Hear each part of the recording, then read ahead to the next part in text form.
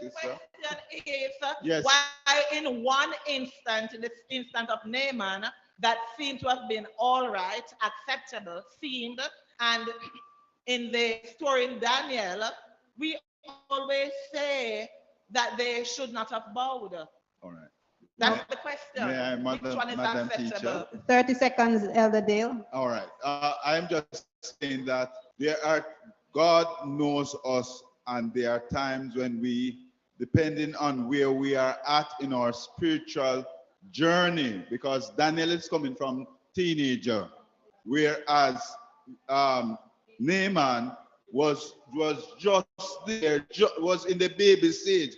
Daniel was already a strong backbone, but he did with Naaman. It was not so. He wanted to where you call it accommodate before. So I don't know much more about it, but I'm just saying that they were at two different stages. Two different levels.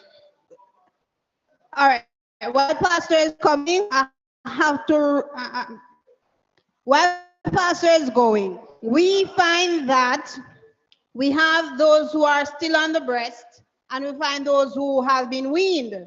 Right now, with Naaman, he was not yet converted.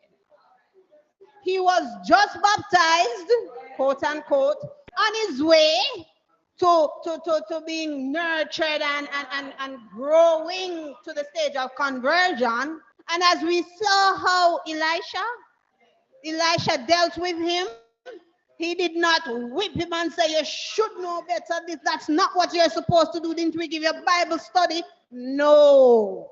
He treated him as based on the limited knowledge that he had at that time. And so likewise should we. Sis, I see your hand, sis. After Pastor. Time, and remember time.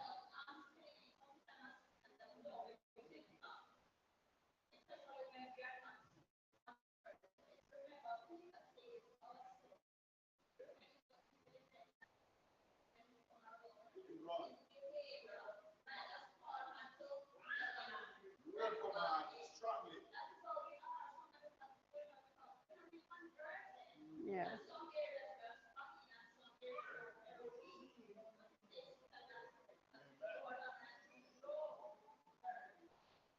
Thank you. Pastor, quickly. All right, very quickly. I think this point here in the lesson really sums up what we've been discussing, which comes from the SDA Bible Commentary, Volume 2, which says, God leads new converts on step by step and knows the appropriate moment in which to call for a reform in a certain manner. This principle ought always to be borne in mind by those who labor for the salvation of souls.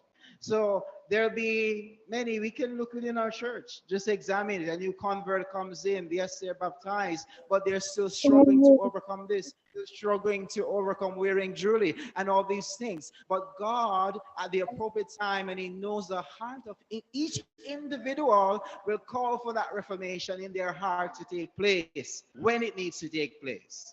Thank you, Pastor. Elder Ellis, you have 10 just seconds. One question. You have 10 seconds. You are sick, extremely sick, and somebody come to you. They are not a Seventh-day Adventist, and they say, boy, the doctor can't help you, nobody can help you, but you got a man up there with like a flag and so you want to check him, and he has healed many people, so you can go and check him out. Treat that. I'm just asking the church a general question. All right, in wrapping up, we know the answer for that, right? That we should not go to those sources because the balm in Gilead is the ultimate healer, right? Now, in conclusion, there's a thought in Friday's lesson, and I read it. Ministry of Healing, page 210, states, and I quote, much is said concerning our duty to the neglected poor. Should not some attention be given to the neglected rich? Many look upon this class as hopeless. Thousands of wealthy men have gone to their graves unwarned. But indifferent as they may appear, many among the rich are soul burdened. End quote. And I let that stay there. Now, Jesus wants us to be the Seventh-day Adventists that he's calling us to be.